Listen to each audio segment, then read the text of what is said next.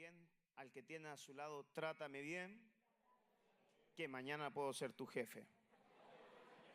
Amén. Dios les bendiga, me siento contento por estar acá con ustedes, poder compartir, es una bendición, ¿verdad? Llegar aquí a Nueva York, estar con ustedes. Conocí, como dice su apóstol, tuvimos la bendición de conocernos en Guatemala y luego pudimos conocernos un poco más en Santiago, en Chile. Así que es una bendición poder estar con ustedes y poder conocer tan bello pueblo. He tenido la bendición en esta semana de poder estar en algunas iglesias, en algunos lugares, de aquí para allá, para todos lados, ¿verdad? Ahora vengo llegando de otra iglesia, no sé en qué zona andaba, solo sé que estaba predicando y me dijeron vámonos enseguida en auto y ahora estoy acá y luego tengo que ir para otro lado. Pero bendecido, bendecido. Tengan los saludos, si va a aplaudir, aplauda con ganas, ¿verdad? No se quede con esa ganas de aplaudir. Tengan los saludos de nuestra iglesia, tu enlace familiar, de nuestros pastores, el pastor Ronald, la pastora Romina, de nuestro apóstol Billy Bunster. Esa es nuestra cobertura apostólica en el mes de octubre. Tengo entendido, él también estará por acá. Así que para que aprovechen de disfrutar esa bendición apostólica. Amén. Saludo, como dice el apóstol, a todos los hermanos guatemaltecos, hondureños, del Salvador, a Argentina, aunque sé que ya no nos quieren mucho, mexicanos, ¿verdad? Aunque sé que pueden tener 7 razones para no querernos, pero sé que ya el Señor ha obrado sanidad en el corazón de ellos, ¿verdad? Son bromas, hermano. Pero conocimos allá al apóstol, al hermano Murillo, a Daniel, que no he visto a Daniel, no sé si fue arrebatado y todos nos quedamos, pero no he visto a Daniel. Y a Juanca, también lo conocí allá. Pero cuando ellos recién llegaron, nosotros los llevamos a un lugar, a Viña del Mar, que está casi a 1 hora y algo de distancia de Santiago y Viña del Mar. Y yo los molestaba a ellos, ¿verdad? A Murillo con el hermano Juanca, porque ellos, estando en tierra chilena, con chilenos, en plena Copa América dándose acá a los Estados Unidos, tuvieron la ocurrencia de entrar a una tienda y querer comprarse una camiseta de fútbol de Argentina, hermano. Yo dije, esto es una abominación. ¿Cómo ellos, estando en Chile, van a querer comprar una camiseta de Argentina y con chilenos que abrieron sus brazos para recibirles con tanto amor? Eso fue como un puñal, hermano, en el corazón. Y yo dije, Dios, perdónalos porque no saben lo que hacen. Y bueno, ellos le daban a Argentina, le dan, no, que Argentina va a ser campeón, que Argentina es. Y cuando ellos venían en el avión y yo llegué acá, yo le dije, ¿qué les pareció ahora? Y me cuentan, no, hermano, imagínate que cuando nosotros veníamos en el avión, ya habíamos tomado vuelo, ¿verdad?, de Santiago a Nueva York. El piloto les avisa en el avión, señores pasajeros, queremos informarles que Chile es el campeón. Ellos no podían creerlo y ahí quedó el sueño de comprar su camiseta argentina. Dios te perdone, amado. Así que fue una bendición compartir por allá. Pero bueno, vamos a ir a lo que tenemos que ir, a la palabra, ¿verdad? Y yo quisiera que pudiéramos orar y presentar nuestra vida delante del Señor. Padre, en esta tarde, en el nombre de Jesús, te damos gracias por este tiempo precioso en tu presencia. Gracias por estos días que tú me has permitido vivir en esta área, en esta zona, conocer, Señor, un poco más al apóstol, su familia, su hogar. Bendícele a él, su casa, su hija, el liderazgo, Señor, los ancianos, la iglesia de Cristo en esta área. Señor, bendice a tu pueblo que en este día ha venido por una palabra tuya. Yo te ruego que la palabra, Señor, pueda impactar en sus vidas y pueda tomar un buen lugar en el corazón de ellos. Háblanos, ministranos, exhórtanos en el nombre poderoso de Jesús. Amén y amén. Hace algún tiempo atrás estaba pensando el día martes, estaba enseñando acá una palabra y ahora sí voy a enseñar, pero pero quisiera fluir más en el don evangelístico.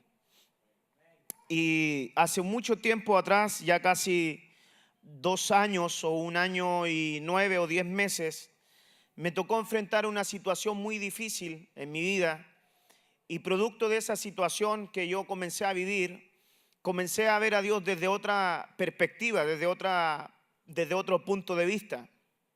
Comencé a entender que muchas veces podemos hablar de restauración sin haber sido restaurados. Podemos hablar de sanidad sin nunca haber experimentado una sanidad en nuestro cuerpo.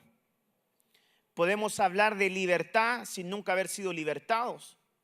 Y comencé a entender, ¿verdad?, ya pasadas ciertas situaciones, un poco más los versículos de Job, cuando dice: antes de oída te había oído, mas ahora mis ojos te ven.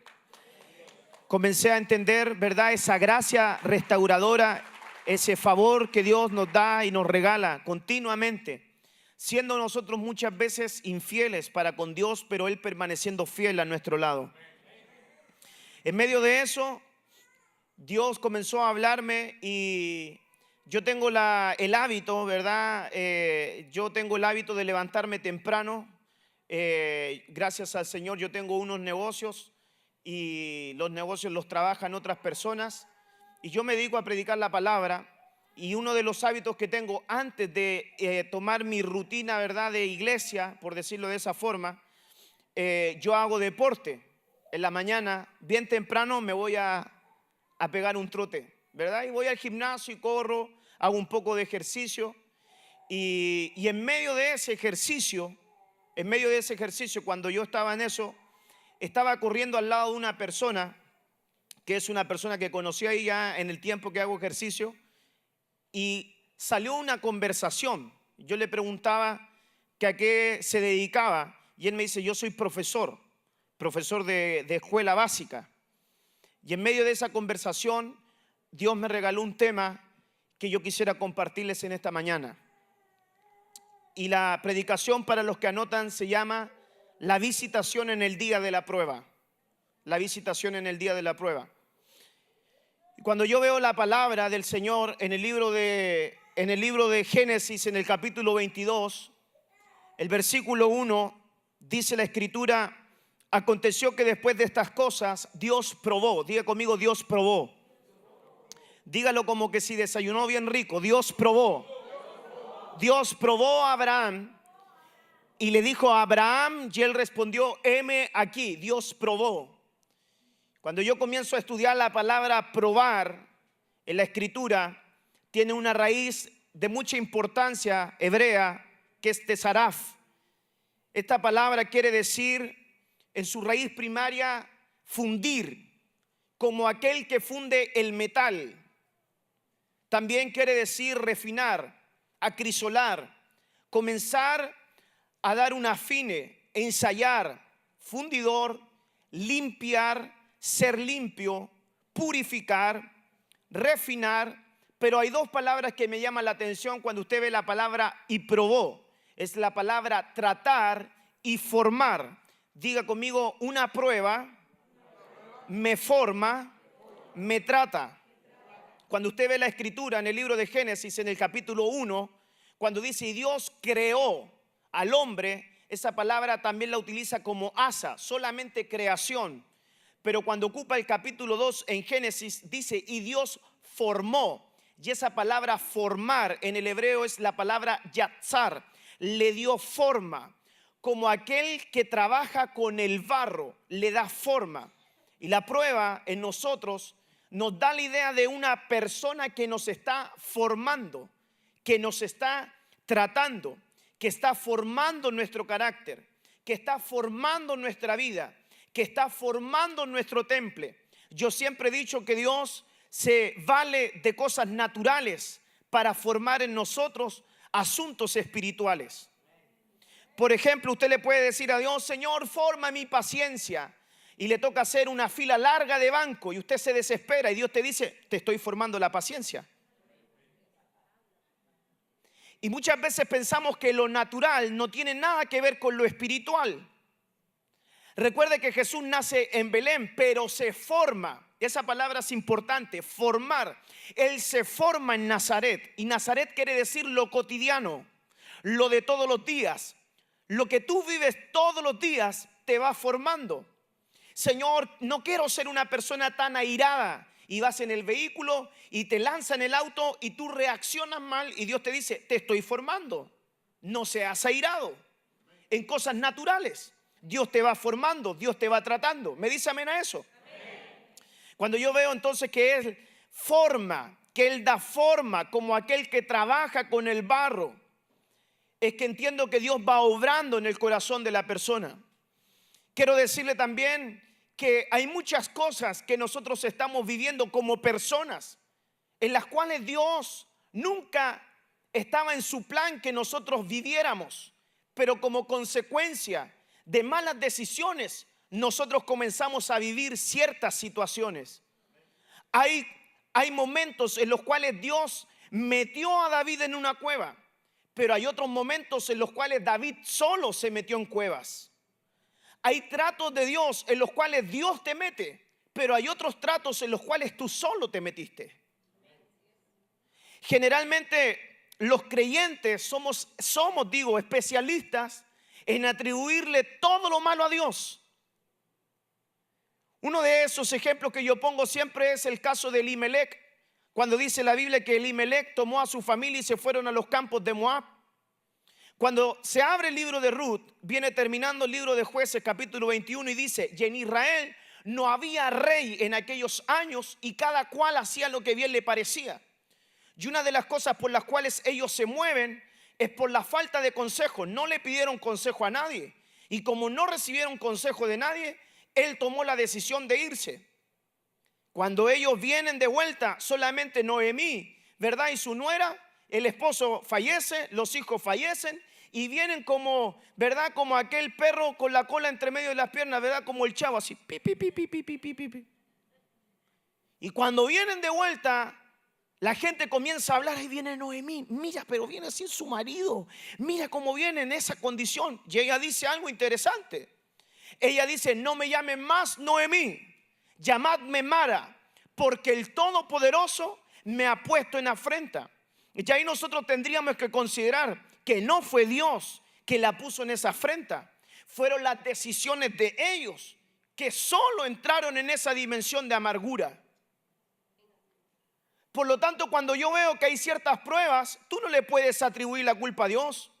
Un día se acercó un muchacho allá por la iglesia y dijo, pastor, estoy pasando una prueba. ¿Qué es lo que te pasó? Dejé embarazada a mi novia. Esa no es una prueba, esa es consecuencia de tu pecado. No es una prueba dejar embarazada a la novia. Es consecuencia de su maldad, de su pecado. Pero nosotros como pueblo hemos entendido que todo lo malo que nos sucede lo atribuimos como una prueba. Y tienes que saber diferenciar qué es lo que es un trato, qué es lo que es una prueba realmente de Dios. Entonces, la palabra del Señor dice en el Salmo 105, verso 19, hasta la hora que llegó su palabra, el dicho de Jehová le probó. Cuando usted ve este salmo interesante, se da cuenta que Dios en este salmo está hablando acerca del camino que tuvo que transitar José para llegar un día al palacio. Le aseguro, hermano amado, algo. Le aseguro que si José no hubiese abierto su boca, más de algún mal rato se hubiese evitado. Si él no hubiese contado sus sueños, lo más probable es que nunca termina en una cisterna y nunca termina vendido. Eso hizo que sus hermanos, ¿verdad?, le tomaran envidia, pero él perfectamente se pudo haber quedado callado. Pero como él abrió su boca, entonces él solo quiso entrar en una cisterna. Y el dicho de Jehová lo prueba. Cuando yo veo esto, entonces ahí es donde yo quisiera entrar a establecer algunos principios naturales que nos van a dar luz en un sentido espiritual. ¿Se acuerda que al principio de la predicación yo le dije que un día estaba corriendo en el gimnasio cuando tuve una conversación con una persona que era profesor? ¿Se acuerda? Estábamos corriendo, terminamos de correr, él es un profesor de ahí y nos fuimos a cambiar. Cuando estábamos duchando, Yo estaba pensando en esta palabra de Génesis cuando dice Dios probó. Entonces le dije algo a él. Le dije, ¿te puedo hacer una pregunta? Sí, me dijo. Tú como profesor enseñas obviamente en el colegio, claro. Cuando haces una prueba, yo pensando en la palabra y en el tema que quería armar, ¿verdad? Cuando haces una prueba, ¿cómo es que tú lo haces? Y él me empezó a hablar. Usted también es maestra, ¿verdad? ¿No? Ayer que escuché que como que trabajaba en un colegio. Ok. Y le dije, ¿cómo es que haces una prueba? ¿Cómo es que evalúas? Y me comenzó a dar algunas cosas que yo rescaté y que lo llevé a un plano espiritual, y sé que en esta mañana el Señor te va a hablar a través de eso. Porque una de las cosas que él me dijo lo siguiente: nunca un maestro dará una prueba a alguien que no sea candidato a subir de nivel. Me puse a pensar que verdaderamente es que cuando Dios nos prueba, nuestra vida espiritual debería tener la tendencia a aumentar de nivel y no descender. Cuando íbamos hablando, en medio de esta conversación, él me dice lo siguiente: la prueba solo la puede dar un profesor o un maestro. En este punto entonces yo apuntaba, ¿verdad?, lo que él me hablaba. En este punto derribamos un pensamiento que algunos pueden tener, que Satanás no prueba, Satanás tienta. Porque al tentar hace que tu vida espiritual descienda. Pero Dios al probarte pretende que tú crezcas. ¿Ok? Que tú crezcas. Entonces Satanás te tienta, no te prueba, pero Dios te prueba para que tú crezcas.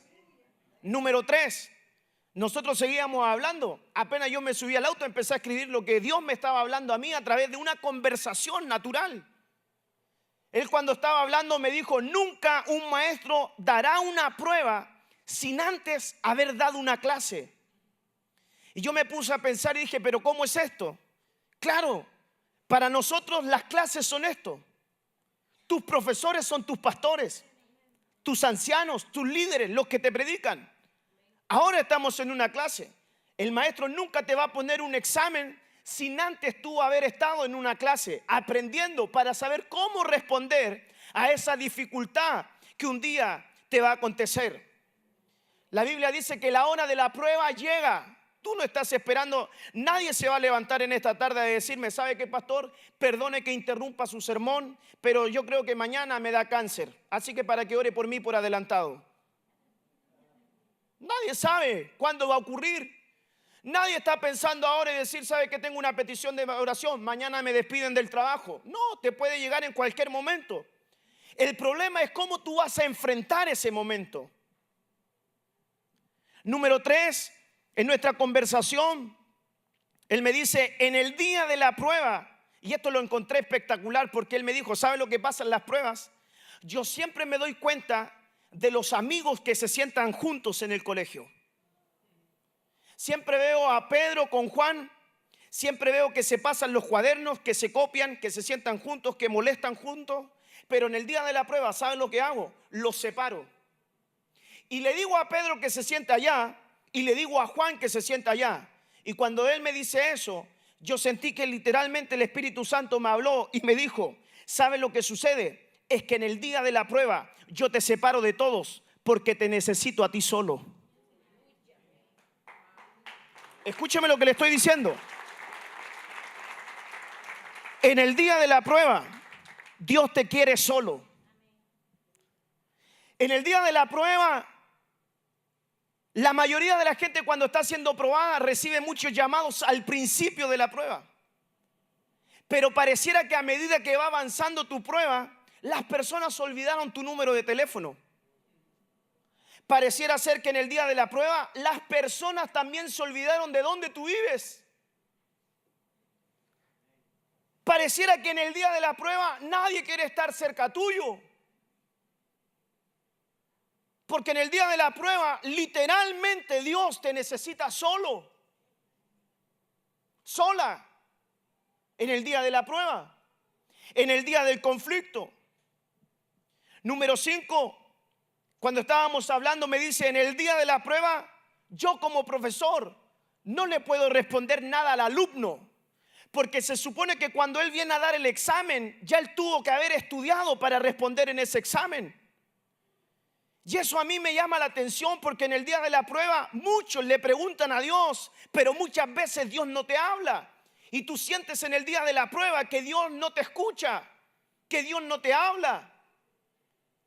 ¿No le ha pasado a usted que de repente cuando está tan probado y viene, por decir algo, un profeta a ministrar a la iglesia, y el profeta quiere impartir una palabra y usted pasa el llamado, pero como estás probado, el profeta ora por uno, así te dice el Señor, viene al otro, así te dice el Señor, pasa al otro, así dice el Señor, y cuando vienes tú, el que está siendo probado dice, no siento orar por ti, y pasa al otro, así dice el Señor, y tú sientes literalmente como que Dios te ignora.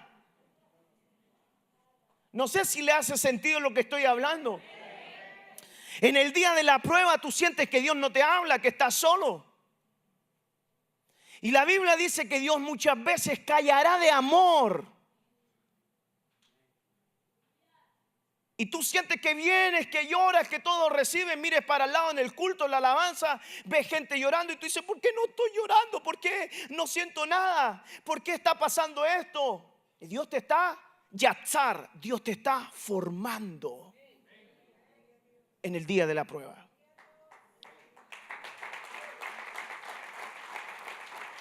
Escuche esto. Cuando estábamos en esa conversación, él me dice, nunca un maestro le va a dar una prueba que no esté acorde al grado en el cual el alumno está.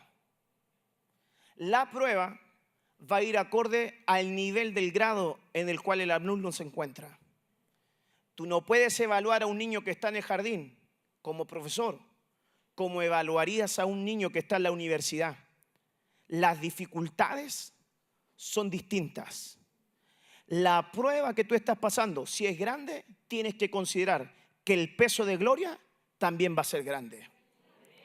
Lo que estás viviendo, si es grande, lo que te viene como victoria también será grande. Amén. Ahora, ya le voy a dar palabra, porque a lo mejor alguno va a pensar, ¿y a dónde empieza a sacar versículos el hombre que vino acá de Chile? Ya voy a entrar con los versículos bíblicos, deme tiempo. Yo le pregunté algo a él en esa conversación y le dije, ¿qué pasa si yo soy tu alumno y vengo y no quiero dar la prueba? Porque siento que no estoy preparado para dar la prueba. Él me dice, sencillo, te digo, dámela otro día, pero tú como alumno sabes que tienes que pasar por esa prueba para avanzar de nivel. Y tú sabes que en tu vida de cristiano, de creyente, vas a tener que pasar por ciertas cosas, aunque no quieras, para avanzar de nivel.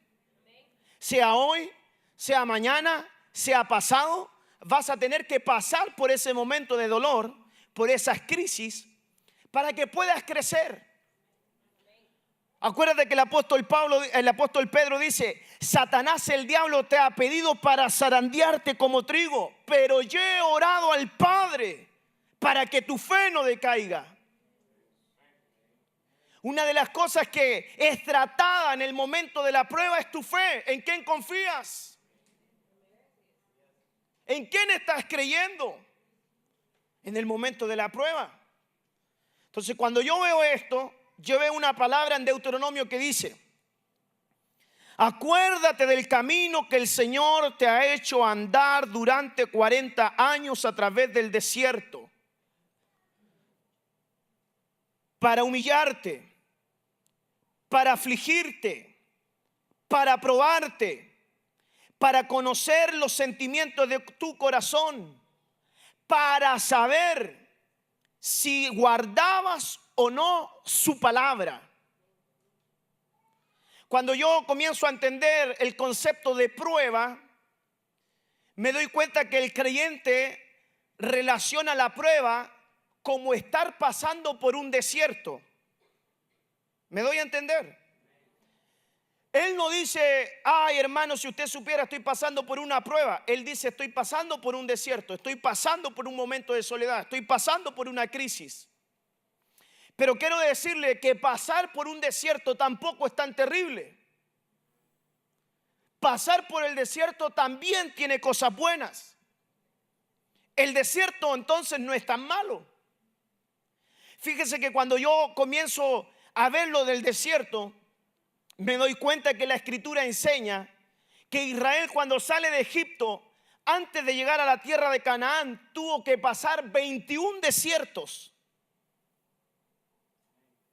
Por 21 etapas antes de llegar a Canaán. En estos minutos vamos a hablar de esos 21 desiertos, así que afírmese, porque el pastor me dijo que había tiempo para predicar. Algunos miraron asustados, como diciendo, ¿de verdad va a hablar de tanto? No, hermanos, vamos a hablar algunos nomás. Si ya va a almorzar, tranquilo. Calma, pueblo. El desierto. 21 etapas que tuvo que pasar Israel para llegar a Canaán. Cuando yo veo, escuche esto interesante que le voy a decir. Déjeme solamente buscarlo acá, porque lo había anotado. Sé que usted es paciente, así que no se desespere. Cuando yo veo la condición, ¿verdad?, que se da en el desierto,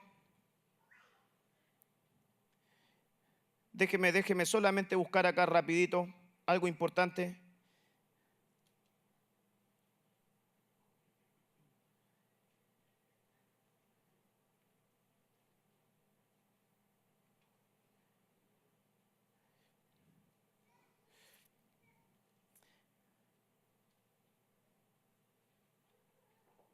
No lo encuentro, se me perdió el versículo. Pero una de las cosas que yo veo que en los desiertos ocurre es que la persona que está en el desierto tiene dos características que se dan en su vida. Una es un espíritu de queja y la otra es un espíritu de murmuración. Siempre en el desierto hay queja o hay murmuración, siempre. Acuérdense que Israel decía, ¿para qué nos sacaron de allá? Si por lo menos allá teníamos comida.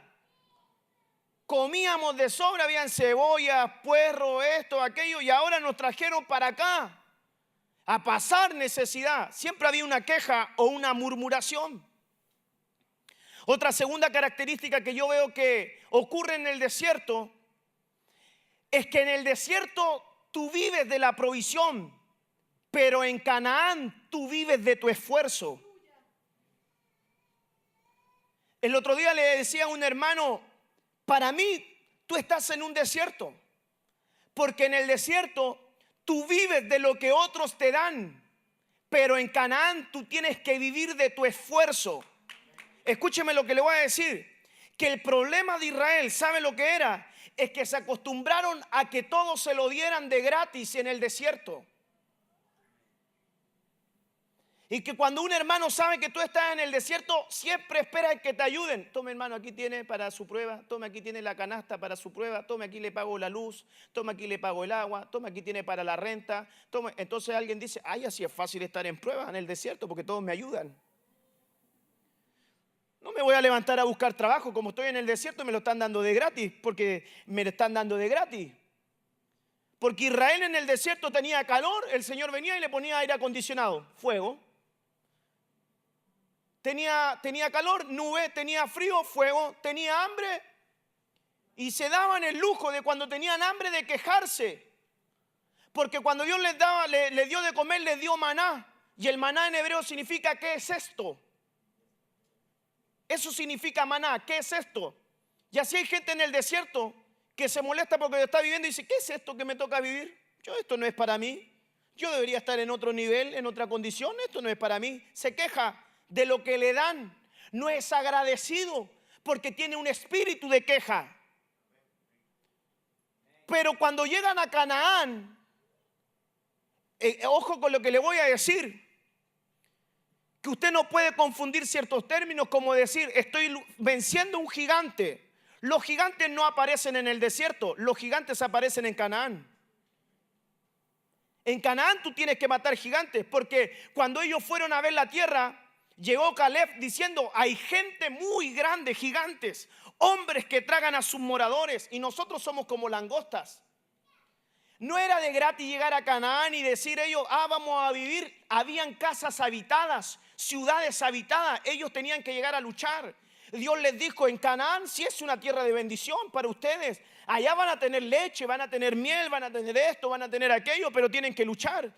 Yo me pongo a pensar que más de un israelita debe haber dicho, ay, ¿y a qué hora de la mañana va a botar la leche para ir a buscar leche? No, papito, quiere leche, hay quien en la vaca, tiene que ordeñarla, tiene que trabajar, tiene que esforzarse. En Canaán, tú quieres llegar a Canaán porque es tu tierra de bendición. Me dice amén a eso. Pero en Canaán tienes que esforzarte. Dígale que tiene a su lado, Dios no bendice a los vagos.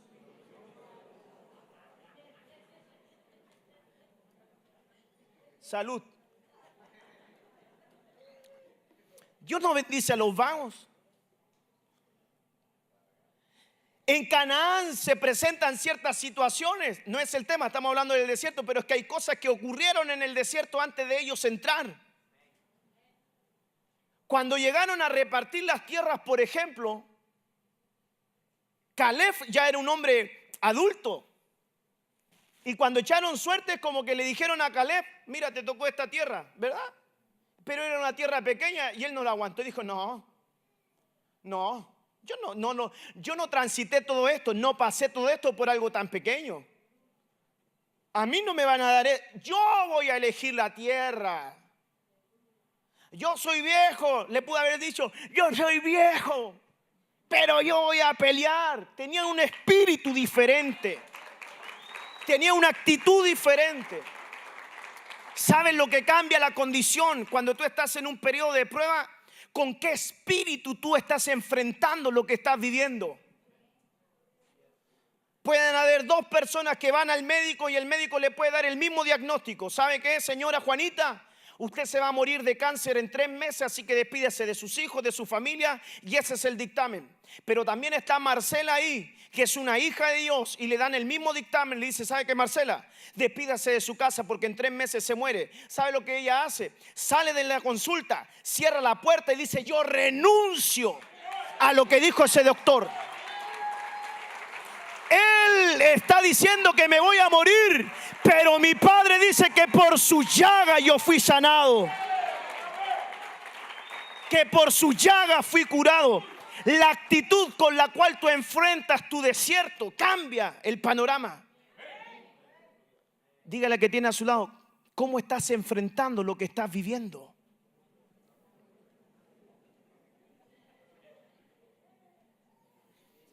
Seguimos. En el desierto, para probarte, para afligirte, para saber los sentimientos de tu corazón, para saber quién eres realmente. Por eso es que Dios te prueba, para saber quién eres, para saber de qué estás hecho, para saber tu estirpe, si eres de verdad o eres de mentira. Dios te tiene que probar para saber si eres su hijo o no eres su hijo. Por eso te prueban. Nadie te dijo que iba a ser tan fácil. Tienes que ser tratado, tienes que ser formado. Entonces ahí Dios va viendo, este es de verdad. Tú puedes confiar en Dios y Dios puede confiar en ti. Todos confían en Dios, pero ¿tú crees que Él confía en ti? ¿Eres confiable tú para Dios?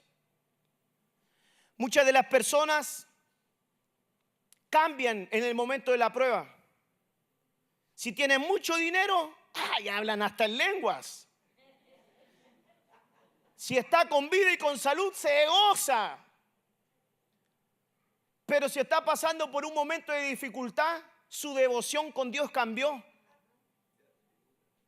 Como no estoy tan gozoso. ¿Para qué voy a ir? Fíjate que Deuteronomio dice, cuando te bendije, Te di la oportunidad de servir a Dios con gozo, con alegría, con esto, con lo otro, con todo lo mejor te lo di. Pero como no serviste a Dios con alegría, teniendo el sustento de todo, entonces yo, Jehová, te pongo un yugo de hierro sobre tu cabeza y servirás ahora con tristeza, con amargura, y verás cómo tus enemigos te derrotan. ¿Saben lo que yo me he puesto a pensar muchas veces? Que hay gente que siempre se mantiene en lo mismo, porque como que Dios sabe que si les da más se desvían. Entonces Dios dice: prefiero tenerte así, con lo justo, que no te falte, pero tampoco que te sobre, para que estés ahí, porque como te conozco, sé que si te doy mucho, te apartas. Un día un hermano nos dijo: pastor, vaya a orar por la empresa. Y fuimos con mi hermano, con el pastor Ronald, a orar. Hermano, ese hombre hoy gana, pero lo que es dinero, gana. Pero cuando fuimos a orar, la empresa estaba así. Declaramos una palabra, el Señor comenzó a bendecirlo. Pregunte si lo vemos en la iglesia. ¿Dónde anda, hermana? ¿Dónde anda tu esposo? No, pastor, se fue a la playa, se fue de casa, se fue a hacer esquí, se fue para allá, anda en Brasil, anda por acá, anda por allá. Se olvidó de Dios. Un día estaba ministrando en Chiapas, en San Cristóbal, México. Como ya sé que los mexicanos están sanados, entonces puedo hablar de México. Aunque sé que en sus comidas ya no quieren comer chile.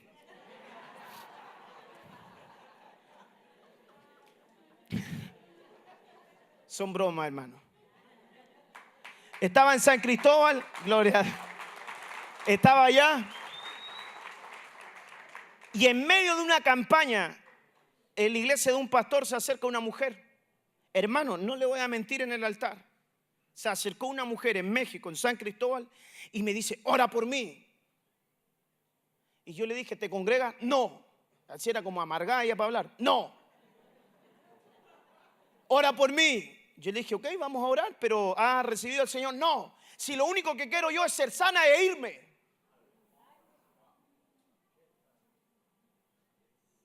Te hago una pregunta. No aplauda, solamente escuche, medite. ¿Por qué estás acá ahora? ¿Por qué sirves a Dios? ¿Qué te motiva a servirle?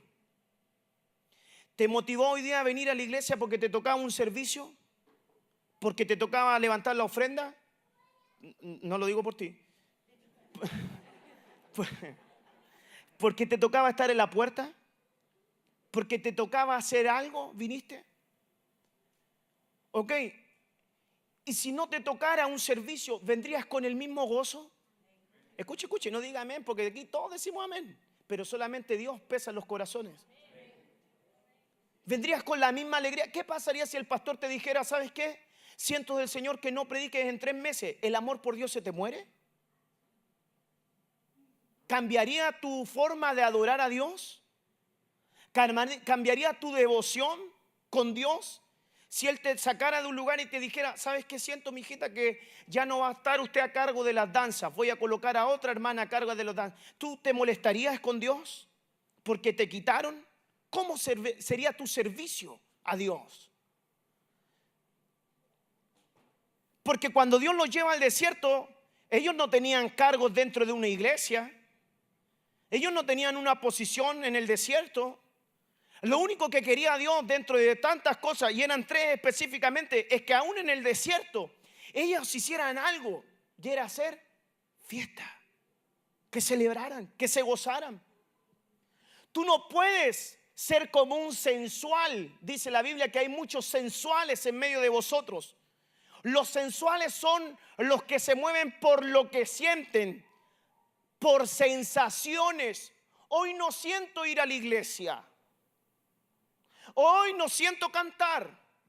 Hoy no siento orar.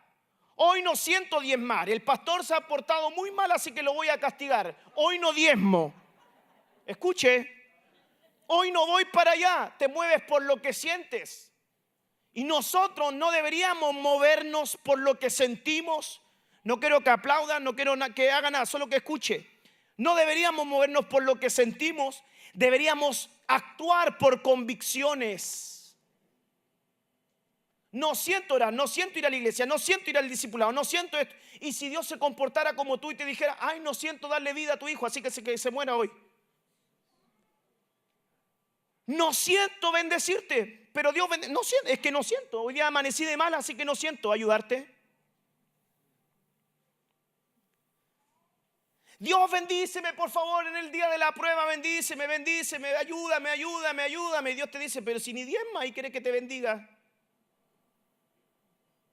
Dios no se mueve para mí. Yo sé que aquí tienen una enseñanza apostólica. Estoy hablando de lo que yo muchas veces enseño. Yo creo que Dios no se mueve mucho por una lágrima. Yo creo que Dios no se mueve mucho por cuánto yo ore. Sé que es bueno orar. Pero yo creo que Dios se mueve más a favor de alguien cuando ese alguien hace los principios de la palabra. Por ejemplo, yo no le puedo decir a Dios, prospérame si no diezmo. Hay principios, leyes de siembra y cosecha. Alguien puede decir, estamos en el año de la abundancia y Dios no me ha abundado en nada. El apóstol Sergio parece que es un mentiroso, que se equivocó porque declaró año de la abundancia. Ah, pero hazte una pregunta. ¿Y los años para atrás sembraste para cosechar en el año de la abundancia? Porque viene como resultado de algo que tú hiciste. No es de la noche a la mañana. Es una consecuencia de lo que alguien hace en forma continua. No sé si me doy a entender. Entonces tú no puedes exigirle mucho a Dios. Bendíceme, dame, ayúdame. Y Dios te dice... Le puedo decir a alguien, un hermano, dice, hermano, pastor, ore por mí, por favor, para que se vaya este espíritu de pobreza que tengo. Porque aunque te eche aceite hirviendo de avión, papito, si tú no diezmas, no va a pasar nada. Porque Dios respeta su palabra.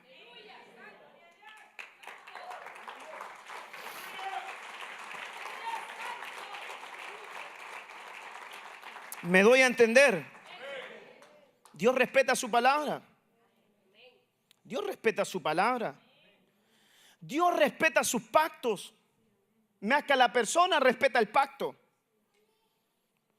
Un día Dios salió a matar a su ungido, a Moisés. Lo salió a matar. Pero pastor, ¿cómo lo iba a matar si era el ungido? Sí, pero lo salió a matar. ¿Sabe por qué? Porque no estaba cumpliendo el pacto. ¿Cuál era el pacto? Que él tenía que circuncidar a Gerson. Todavía no le cortaba el prepucio de la carne. Lo hizo Séfora, su esposa, y Dios salió a matarlo. Dios respeta más los pactos que a las personas. Dios respeta más su palabra que a ti mismo. Dios a ti para hacer algo no te va a pedir permiso ni te va a pedir perdón. Si tiene que hacer algo, lo va a hacer porque es Dios. Si tú esperas que Dios te dé explicaciones, estás perdiendo tiempo. Dios no te tiene que explicar nada.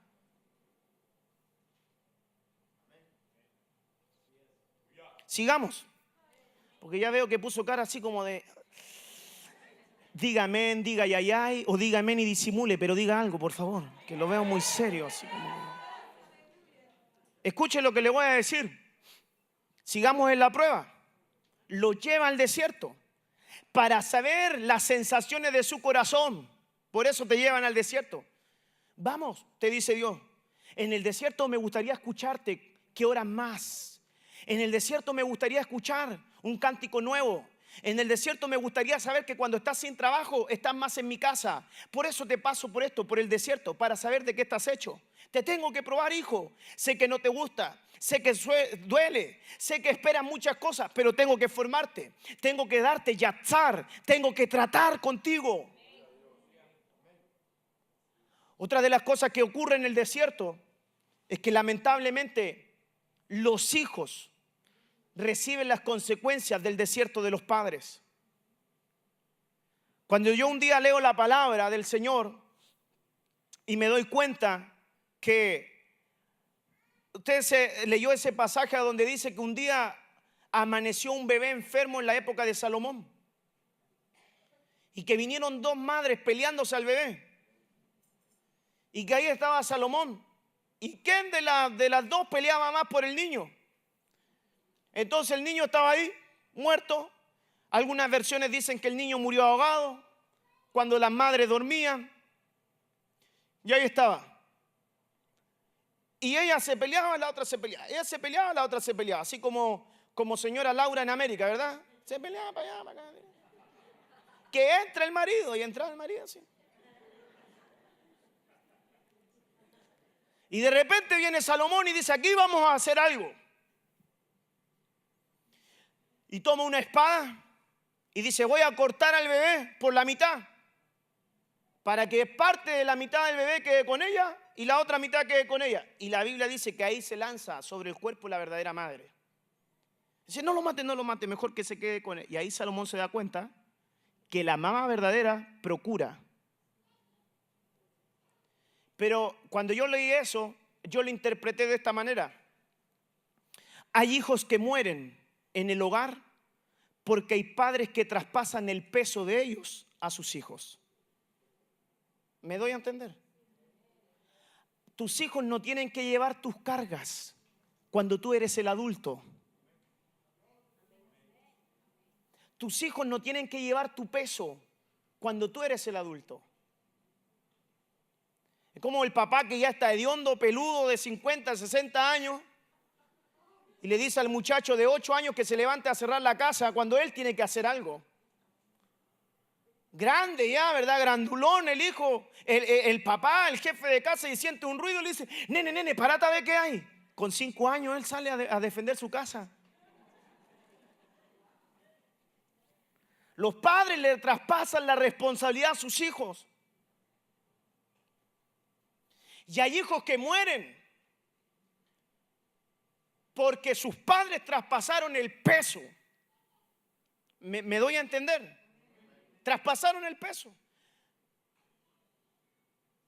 Por eso es que hay hijos tuyos que muchas veces no quieren venir a la iglesia y se rebelaron. ¿Sabes por qué? Porque llegaste a tu casa muchas veces a hablar mal de la iglesia y traspasaste el peso de lo que a ti te estaba pasando, lo llevaste a tu casa y ellos escucharon lo que no tenían que escuchar y los mataste antes de tiempo. Entonces cuando tú le hablas de la iglesia, vamos a la iglesia. ¿Qué voy a ir a la iglesia? Si a ti mismo, papá, te escuché hablando mal de un hermano y ahora que quieres que yo vaya a la iglesia. Mentira, allá no hay amor.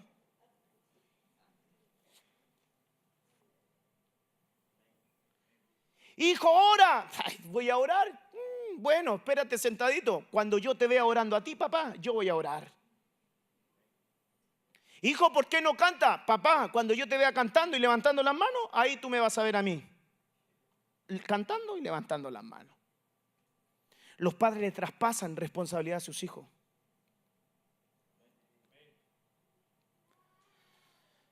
Hermanos, padres que quedaron sin trabajo.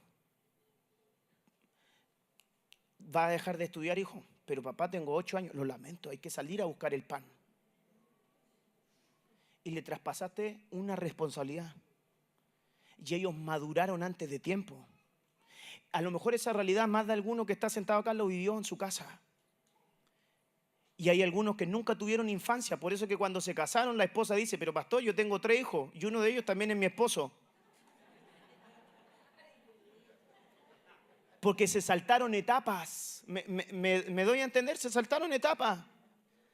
Y ahí usted lo ve al grandulón, hediondo y peludo, que la hermana llega con las bolsas del mercado y ahí está con 60 años jugando PlayStation con el hijo. Está ahí. Parece un niño más de la casa. Se saltó etapas.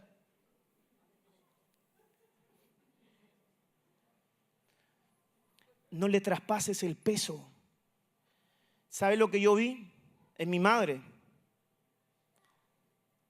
A lo mejor ella debe estar viendo porque cada vez que viajo a algún país o algo me dice, avísame a qué hora vas a predicar para verte por internet, por donde ve. Y ella me ve cuando ando por Colombia, por allá, por acá, y me ve y después me dice, hijo, te bendigo, te extraño, y me habla.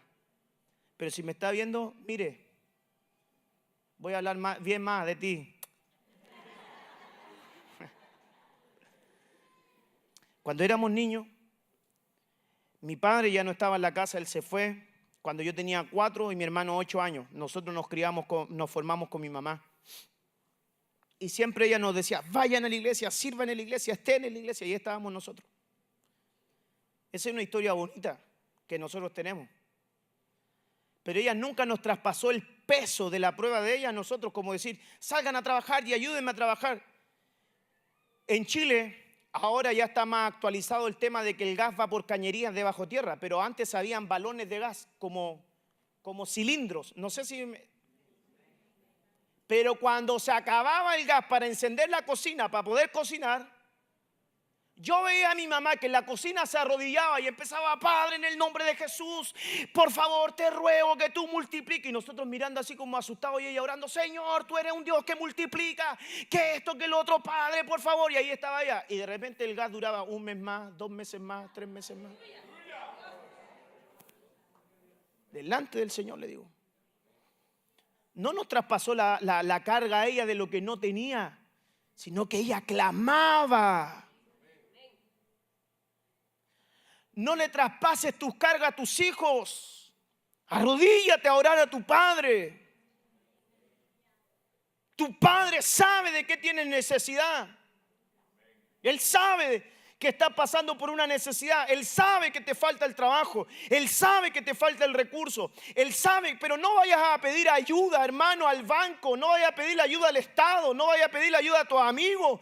Tus amigos se van a cansar de ayudarte. Pero ¿sabes quién no se va a cansar nunca de tenderte la mano? Él es Jehová, Dios de los ejércitos. Torre fuerte es el nombre del Señor. A Él corren los justos y son levantados. Cuando tú estés pasando por una prueba, acuérdate del Dios al cual tú sirves. Buscas todas las opciones naturales. Voy donde un amigo, me falta plata, voy donde mi mamá, me falta esto, voy para allá. ¿Y cuándo te acuerdas de Dios? En última instancia, ¿te acuerdas de Dios? Se te enferma el nene, lo primero que piensas es en el doctor. Llévalo a la clínica, ay, acude a su sangre. Cuando ya lo hayas acabado todo, piensa en otra opción. Pero que tu primera opción en el día de la prueba sea ese nombre. El nombre de Jehová. ¿Me dice amén? Dígale que tiene a su lado, esto se pone mejor. Me quedan 8 minutos. Pero podemos seguir. Total, el otro culto me dijeron que empezaba como las 5 o 6, así que... Y el hermano tiene que manejar rápido porque todavía queda prédica. Pero avancemos. Otro punto en relación al desierto. Oseas 2:14. Por tanto, he aquí, la voy a seducir, la llevaré al desierto y le hablaré al corazón. Le daré sus viñas desde allí y el valle de Acor por puerta de esperanza. En el desierto tendrá que cantar, tendrá que responder como en los días de su juventud, como en los días en los cuales subió de la tierra de Egipto. Tercero o cuarto o quinto, no sé. ¿Sabes por qué Dios te mete en prueba y te lleva al desierto? Para escuchar una alabanza, para volver a seducirte y número 3, para volver a ministrar tu corazón. Por eso te meten en una prueba. Para seducirte como en los días de tu juventud. Allí cantará como en los días de su juventud. Te hago una pregunta. ¿Te acuerdas tú cuando recién conociste a Cristo cómo eras para servirle? ¿Cuánto corrías para llegar a su casa? ¿Te acuerdas tú que antes, cuando recién conociste a Cristo, orabas todas las noches?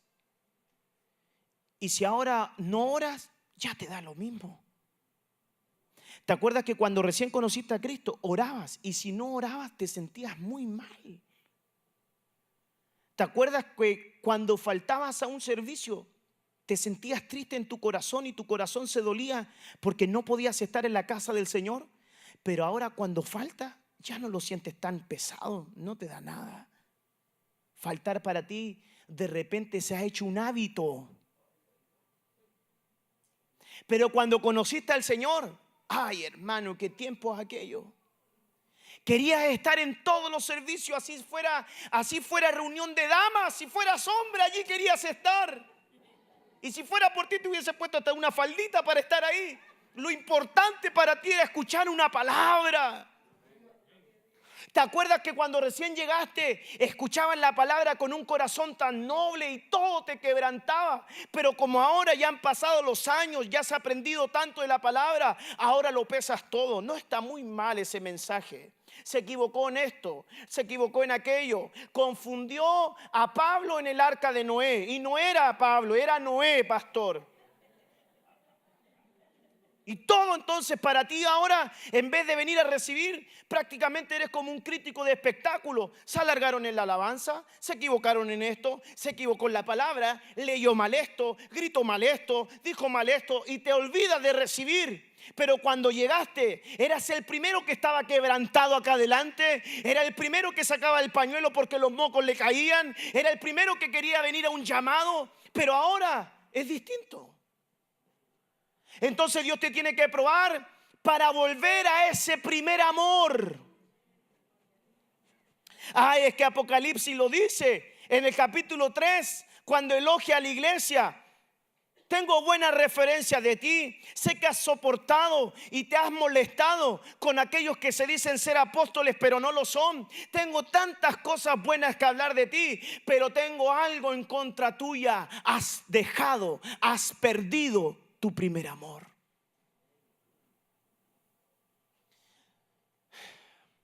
¿El primer amor se pierde o se deja?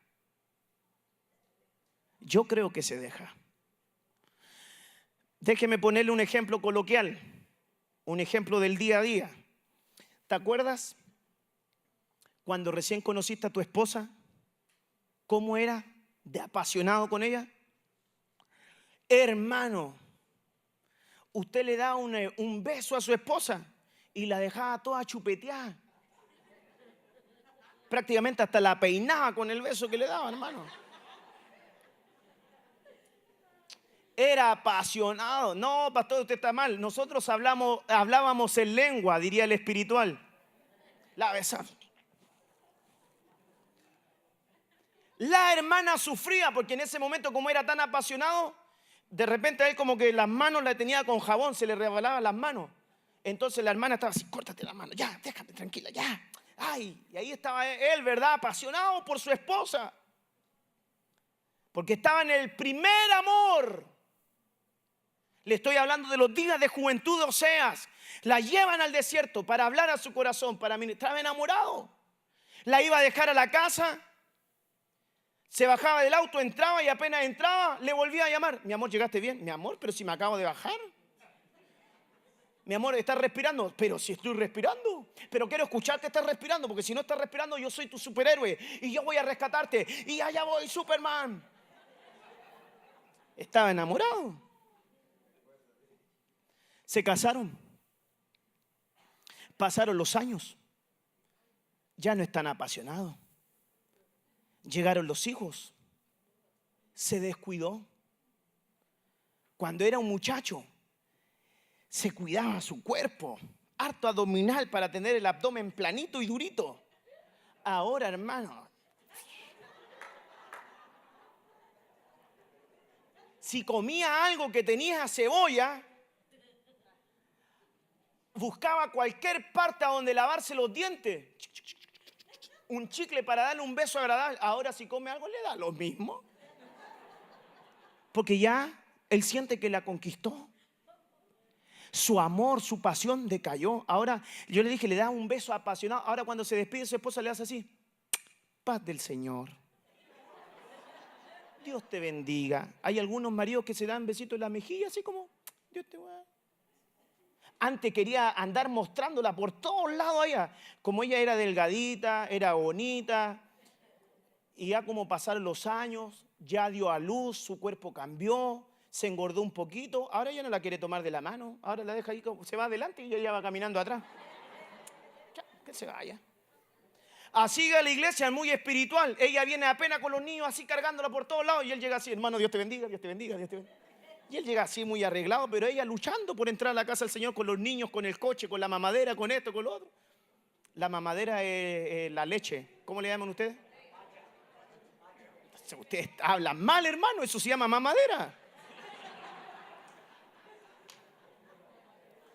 La pacha. ¿Pacha? Así se dice en Guatemala, la pacha. No, mamadera, hermano. Ay, Dios santo.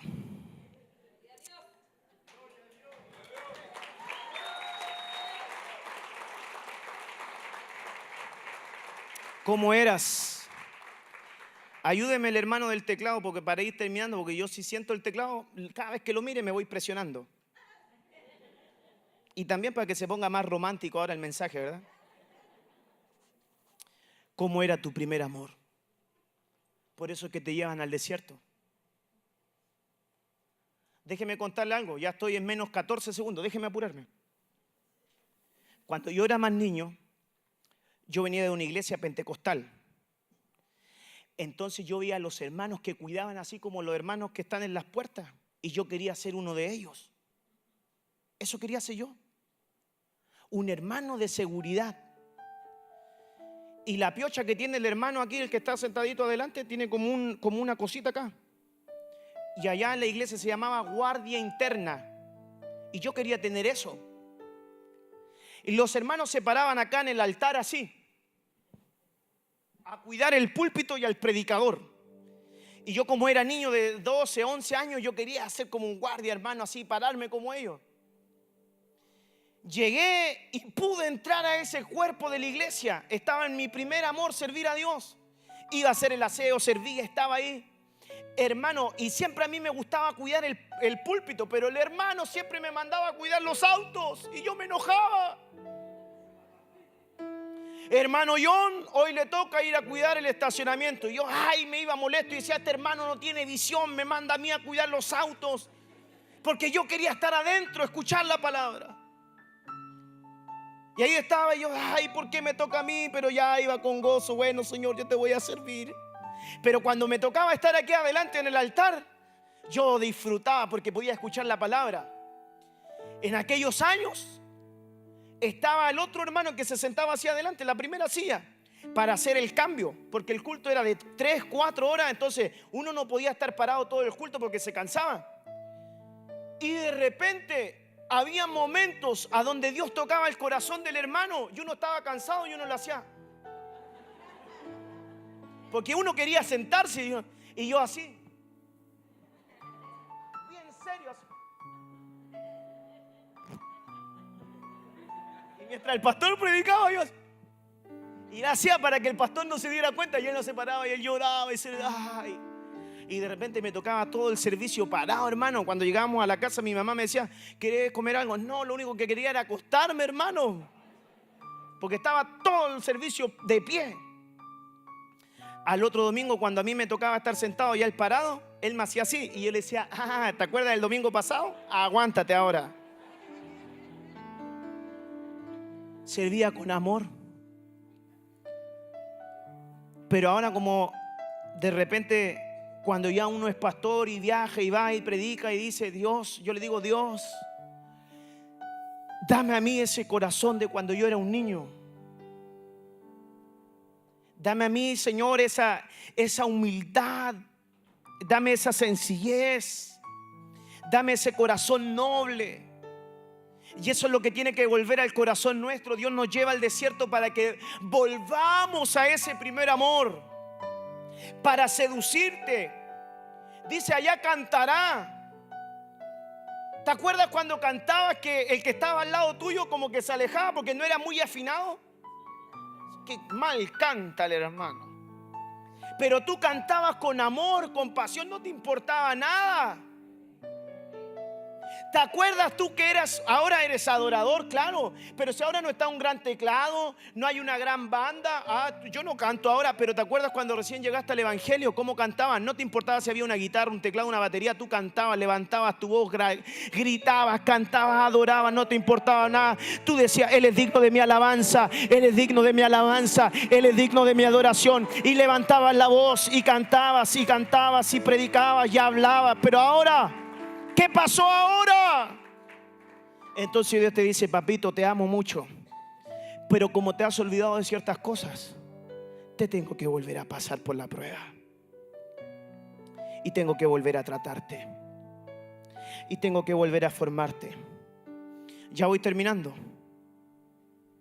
Nunca le creo a un predicador cuando diga que ya va terminando, porque nunca termina. Pero ya voy terminando. Ay, Dios.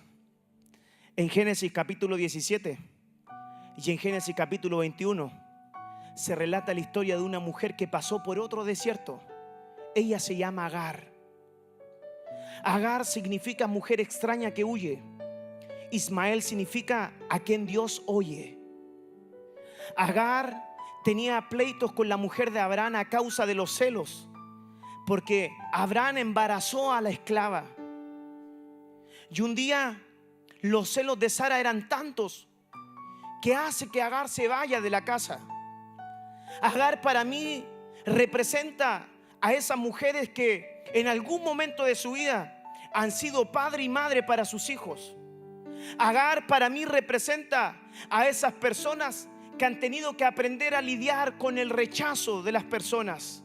Agar para mí representa a ese grupo de personas, de creyentes, que tiene que arrancar del lugar seguro. Agar para mí representa a ese tipo de hermanos y mujeres que están solos. Ella toma a su hijo pequeño Ismael y se van por el desierto de Beerseba. Y cuando están en el desierto de Beerseba, Dios le habla a Agar a través de un ángel y dice: Agar, ¿qué haces acá? Y ella dice: huyo de mi señora. Y Dios le habla y le dice: Agar, devuélvete y ponte sumisa.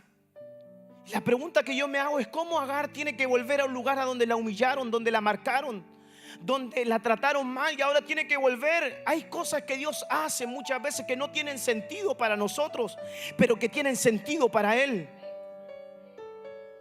Y tiene que volver y tiene que humillarse, porque la prueba, el desierto, hace que tú te humilles, hace que tú seas tratado, que seas formado. Dios en la prueba te quita el orgullo. Dios en la prueba te quita la vanidad. Dios en la prueba te quita la soberbia. Y ella se devuelve. Y cuando se devuelve, los pleitos seguían, dice la escritura.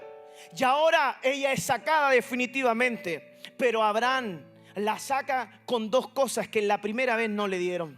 Ahora resulta que Agar se va con un poco de agua y un poco de pan. El agua representa el espíritu y el pan representa la palabra.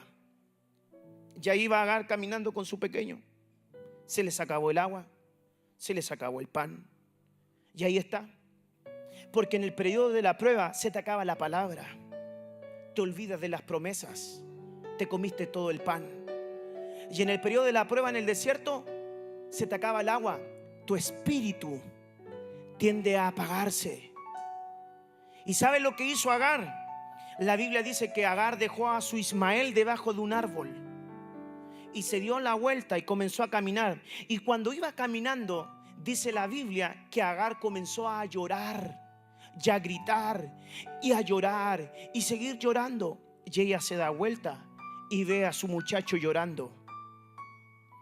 ¿Sabe? Cuando yo leí ese pasaje, yo entendí esto. Muchas veces en el momento de la prueba, tú vas a querer huir de todo, pero lo único que se va a escuchar con fuerza en tu vida es la promesa que va a estar llorando, que se llama Ismael. ¿Sabe lo que representa Ismael para Agar? Esperanza. ¿Sabe lo que representa Ismael para Agar? Fuerza. Porque Dios le habló y le dijo: yo de él también haré una nación grande. Yo también lo voy a bendecir. Yo también lo voy a multiplicar.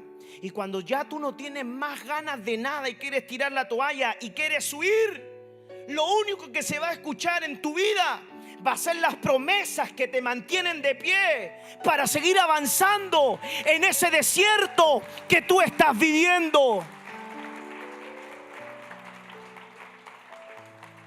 Cualquiera sea la situación que tú estés viviendo en esta mañana, vengo a declararte y vengo a rogarle al Señor que la voz de Ismael proféticamente se levante en tu vida y que ese Ismael comience a gritar y que ese Ismael comience a llorar y que ese Ismael te recuerde que tú estás de pie, que tú estás con vida, porque hay una promesa del cielo para tu vida, hay una promesa del cielo para tu casa, hay una promesa del cielo para tus hijos.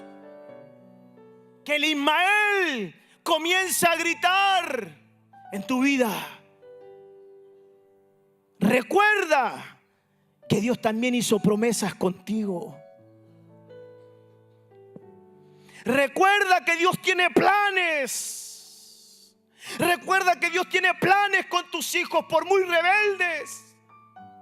¿Saben lo que decían de mí, de mi hermano, cuando mi padre se fue de la casa? Que mis tíos, que mis familiares, que mis amigos nos tendrían que ir un día a ver a la cárcel porque íbamos a ser delincuentes, no podíamos estudiar, no podíamos hacer nada. Pero hoy hay gente, esa misma gente que habló, hay gente que se congrega en nuestra iglesia. Dios nos hizo sus ministros, Dios nos hizo pastores. Cuando no había esperanza, Él se acordó de nosotros. Y yo te quiero decir en esta mañana, Dios se va a acordar de tu casa también. Si te estoy hablando en esta mañana, es porque Dios también me ha tratado, es porque Dios también me ha formado, es porque Dios también me ha arrebatado cosas que yo amaba, pero que yo perdí, producto de decisiones, producto de errores. Pero te quiero decir que en el camino del evangelio no hay pérdida, siempre servir a Dios trae ganancia. En esta mañana vengo como evangelista para esta casa, y los evangelistas traen buenas noticias, y traigo una buena noticia de Chile para ti, querida iglesia. Dios se va a acordar de tu casa, Dios se va a acordar de tu familia, Dios se va a acordar de tu matrimonio, Dios se va a acordar de tus hijos. Que alguien diga amén a eso. No importa lo que estás viviendo, no importa la crisis que estás pasando, no importa el desierto. Lo único que importa es que en el medio del desierto levantes una alabanza, bendigas el nombre del Señor, adores a Dios, no por lo que Él te da, sino que lo adores por lo que Él es. Alabado sea su nombre. Adora a Dios por lo que Él es, no por lo que Él te da. Bendícelo por lo que Él es.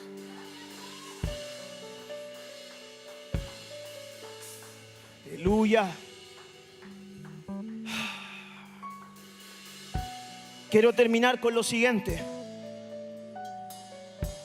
¿Está Juan Carlos por ahí? Que me ayude con lo que le pedí, por favor.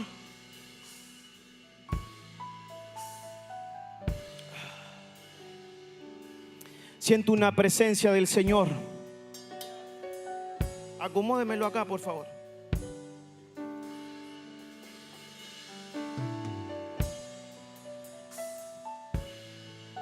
¿A dónde está el hermano que me llevó? Noah se llama. Vente, Noah. Tráete una silla. Dios te va a ministrar en esta mañana.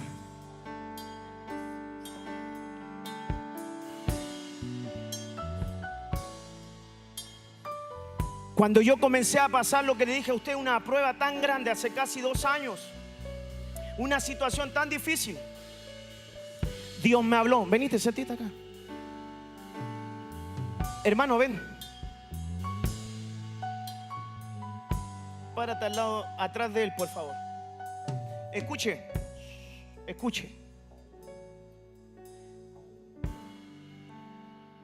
Cuando yo me sentía muchas veces sin esperanza en ese periodo de prueba, Dios apareció a mi vida con un salmo.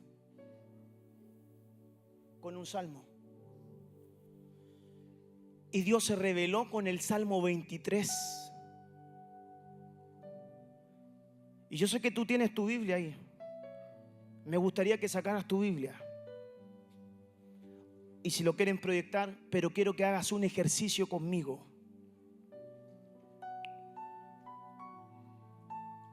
El Salmo 23 es muy conocido por todos. Si lo ha encontrado, me dice amén. Yo quiero que usted lo lea a la cuenta de 3 conmigo, pero quiero que lo lea fuerte, recio. 1, 2, 3.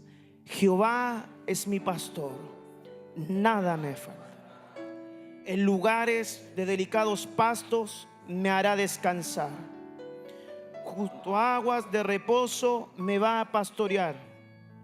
Confortará mi alma. Me guiará por sendas de justicia por amor de su nombre. Aunque ande en valles de sombra de muerte, no temeré mal alguno, porque tú estarás conmigo. Tu vara, tu cayado me infundirán aliento. Aderezas mesas delante de mí, en presencia de mis angustiadores. Unges mi cabeza con aceite, mi copa está rebosando. Yo levantaría mis manos en este momento y diría: ciertamente el bien y la misericordia me seguirán todos los días de mi vida, y en la casa de Jehová moraré por largos días. Escuche lo que le voy a decir. Cuando yo leí este salmo, me di cuenta que todo este salmo está escrito en futuro. Jehová mi pastor, nada me faltará, futuro. En lugares de delicados pastos Él me hará descansar, futuro. Junto a aguas de reposo Él me va a pastorear, futuro. Confortará mi alma, futuro. Me guiará por sendas de justicia, futuro. Pero solo aparece un verso en tiempo presente. Unges mi cabeza con aceite, mi copa está rebosando.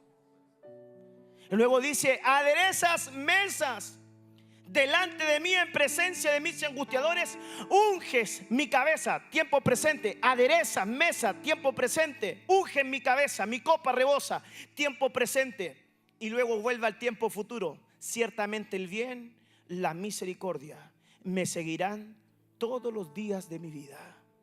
Tiempo futuro. Cuando yo comencé a estudiar esta palabra, yo estaba pasando por esa prueba, en lo cual nosotros hemos hablado en esta mañana. Y estudié: aderezas mesas delante de mí en presencia de mis angustiadores. Y cuando yo comencé a estudiar la palabra angustiador, me di cuenta que la palabra angustiador tiene que ver con aquel que coloca presión, con aquel que coloca opresión, con aquel que coloca una carga, con aquel que disfruta con tu dolor. Cuando yo comencé a estudiar la palabra angustiador, hay una raíz hebrea que da la idea de que el angustiador se transforma en una persona que es extorsionador. Y cuando tú ves al extorsionador, es el que disfruta golpeándote, es el que disfruta dañándote, es el que puede hacer ciertos flagelos en tu cuerpo y disfrutar cómo tú sufres. Y que también, cuando alguien es secuestrado por un extorsionador, va a pedir una recompensa para soltarlo. Bendito sea Dios, que un día Él pagó ese precio en la cruz para que tú quedaras libre. Pero cuando yo veo esto en la escritura y dice: ahí estaba el angustiador, ahí estaba el que lo oprime. ¿Sabes que ahí se aparece el Señor delante del angustiador, delante del extorsionador en el día de la prueba? Y le comienza a hablar literalmente a él. Él te representa a ti en el periodo del desierto, en el salmo, en la prueba. Él lo único que puede decir: Él es mi pastor, nada me faltará. Pero tiene a alguien marcándolo, tiene a alguien ahí dañándolo, tiene a alguien ahí que le está poniendo carga y lo está oprimiendo constantemente y se está burlando. Los enemigos de la fe están ahí hablándole: Dios se olvidó de ti, Dios no se acuerda de ti, Dios no te escucha, y está encima marcándolo. Pero tiene que aparecer el día a donde Dios aparece para intervenir. Y Él le hace saber y dice: mira, yo soy el pastor de él. Él no está solo. Yo soy su pastor y te quiero decir a ti, tú que lo oprimes, que nada le faltará. Te quiero recordar que en lugares de delicados pastos yo lo voy a hacer descansar, que junto a agua yo lo voy a pastorear. Y quiero hacerte saber que delante tuyo yo puedo aderezar mesa y que Él se puede asentar tranquilo a su mesa. Y cuando eso ocurre, el extorsionador dice que se quiere ir, pero Dios le dice: quédate para ver cómo yo unjo su cabeza delante tuyo. Escuche, cómo yo unjo. Te quiero hacer saber que cuando yo unjo a alguien es señal de mi pertenencia. Y quiero hacerte saber que lo que tú le quitaste, yo hago que su copa no se llene un poco. Quiero que veas que su copa rebosa. Que cuando yo le quiero dar algo a mi hijo, yo puedo hacer que rebose, que rebose, que rebose, que se salga y que el agua comienza a caer por los bordes y comienza a salir por los bordes y comienza a salir. Entonces ahí recién yo hago que él se vaya. Cuando él vea cómo él perdió las cosas, pero también yo vea cómo él recupera sus cosas delante de aquellos que un día te hicieron daño. Escuche, esa palabra ahora es para ti en este día. Yo no sé qué es lo que tú pudiste perder o cuál es la prueba que tuviste que pasar, pero aquellas personas que en ese periodo te marcaron, aquellos que te dañaron, aquellos que te enjuiciaron, aquellos que obraron con injusticia, un día tendrán que ver cómo tu papá te adereza mesa delante de ellos y cómo Él te unge delante de ellos y cómo Él te vuelve a bendecir delante de aquellos que te marcaron, de aquellos que te humillaron y de aquellos que te señalaron. Quiero decirte en esta mañana, para terminar, que en el periodo de la prueba no estás solo. Tu papá te lleva de la mano. Tu papá te lleva de la mano. ¿Te puedes poner de pie en esta mañana? Adóralo solamente unos segundos porque me tengo que ir a otra iglesia, pero adóralo, bendícelo, bendícelo, tómate la agüita, bendícelo. Adora al Señor, adora. En el día de la prueba Él quiere escuchar una alabanza. No esperes que aparezca una letra para que tú comiences a cantar. Vamos, dale un cántico nuevo, dale un cántico nuevo. Te damos gracias por tu amor. Vamos, dale un cántico tú. Te damos gracias porque siempre has sido bueno. Que escuche tu alabanza. Te damos gracias porque nunca nos has dejado. Quebranta tu corazón. En medio de la prueba tú has sido fiel. No importa lo que estás pasando, alábalo.